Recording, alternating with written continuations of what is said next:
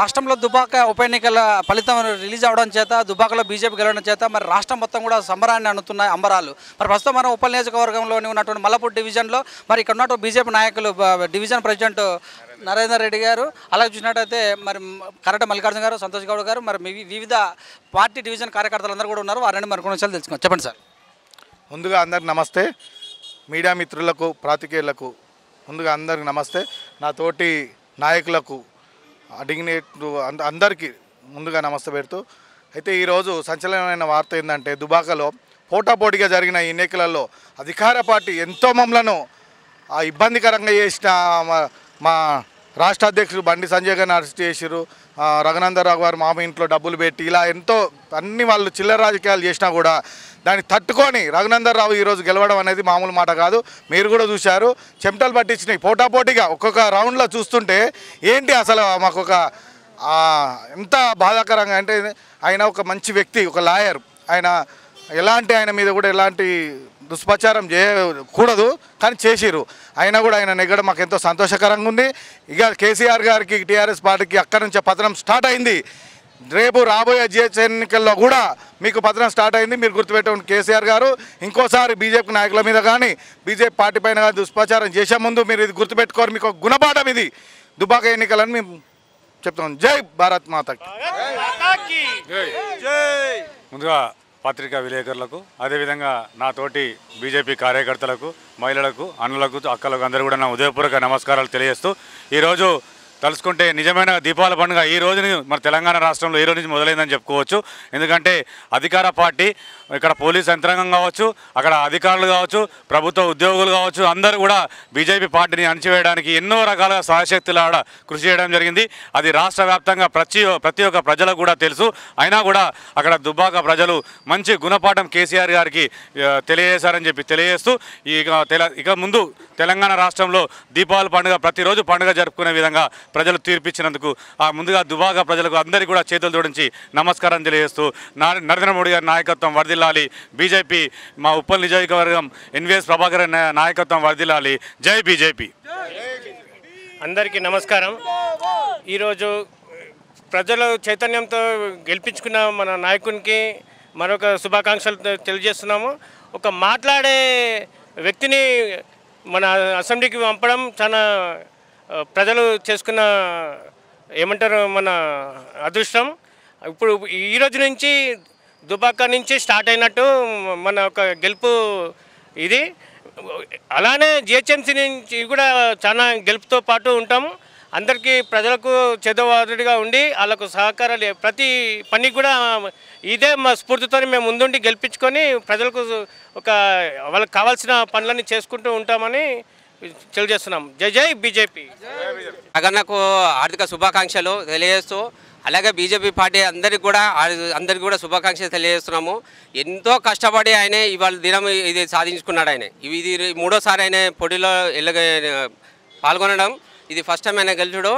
ఇప్పటి నుంచి పతనం స్టార్ట్ అయింది కేసీఆర్ గారికి. రేపు జిహెచ్ఎంసీ ఎలక్షన్స్లో కూడా ఇదే ప్రభంజనం మేము కొనసాగిస్తామని చెప్పి తెలియజేస్తున్నాం. నమస్కారం. ఈరోజు భారతదేశంలో దీపావళి పండుగ అంటే వారం రోజుల ముందుగానే వచ్చింది. ఈరోజు దేశంలో నరేంద్ర మోడీ గారి నాయకత్వాన్ని దేశం మొత్తం మరొకసారి ఆదరించిందని దీనికి రుజువు చేసింది. ఇయారు బీహార్ ఫలితాలే దీనికి నిదర్శనం.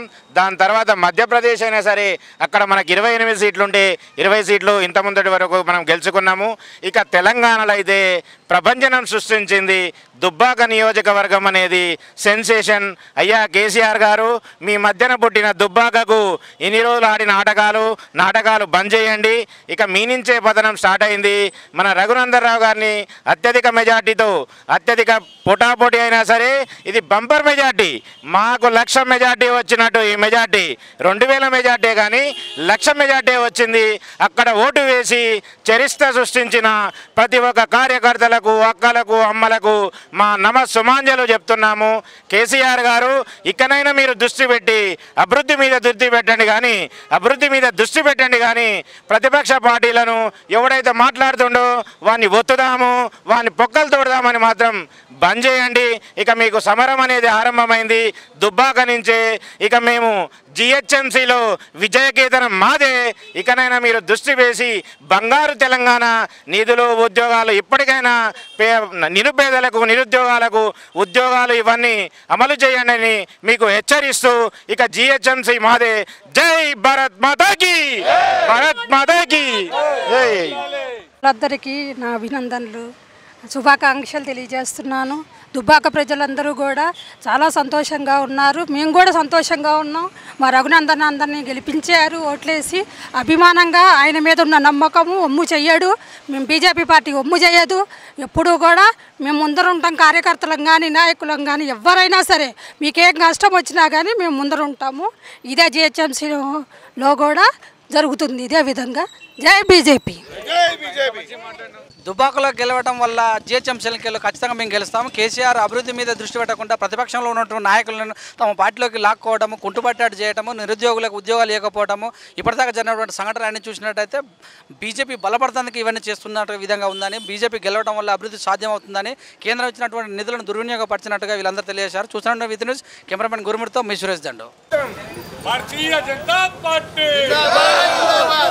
जिंदाबाद जिंदाबाद जिंदाबाद जिंदाबाद मातरम मातरम वंदे मातरम मातरम मातरम वंदे मातरम नरेंद्र मोदी गारी नायकत्व नरेंद्र मोदी गारी नायकत्व पंडित गारी नायकत्व